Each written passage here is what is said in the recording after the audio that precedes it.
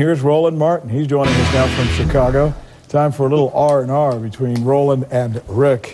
He makes me always say his name first, by the way. This is interesting. Of course. To see how this thing is going to... What's your take on this, this Senate race coming up in Florida? Well, first of all, it is going to be a truly fascinating race because you really have all of these competing interests. You have Governor Charlie Crist, who frankly ticked off a lot of Republicans by taking their money, abandoning his primary run and choosing to run as an independent. And so he's being called a political opportunist. Then you have Rubio, of course, a darling of the Tea Party. And so therefore he's appealing to that hard right base as well. But the interesting thing that you have Congressman Kendrick Meek, the first candidate in the race. He thought, of course, that he was going to have a clear path to the Democratic nomination. And then Jeff Green jumps in, spends almost $30 million, causing Meek to spend basically all of his money. He now has a difficult situation. He has 2 months to actually raise the money to compete. And you know, in Florida, Rick, you've got to spend crazy money on those TV markets. When you talk about Miami, Jacksonville, Tampa, Orlando. And so it's going to be a wild race down there. But each candidate does have a shot at winning. It's amazing. Let's talk money. And here's what some speculate could possibly happen. One of the many deals that could go down. Charlie Crist goes to the Democrats and said, you know what? Open your coffers, help me out, help me win. You know that I can beat this Rubio guy a lot more than perhaps Kendrick can.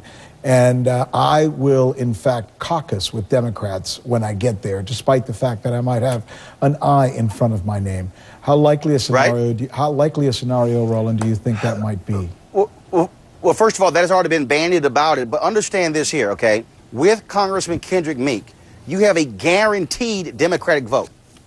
With Charlie Crist, he can caucus with him, but he might cause you the same amount of pain as Joseph Lieberman, of course, who is an independent, who used to be a Democrat, who lost in the Democratic primary to Ned Lamont.